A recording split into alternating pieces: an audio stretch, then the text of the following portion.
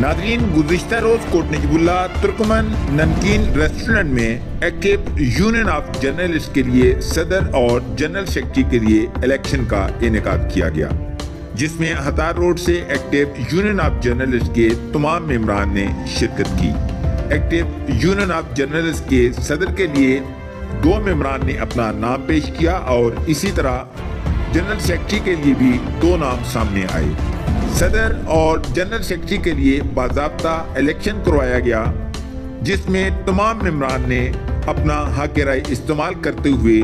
اشفاق قادری کو صدر active union of journal, علی ایوان کو جنرل سیکرٹری منتخب کر لیا۔ دونوں عہدیداران کو مرکزی چیئرمین احمد سلطان نے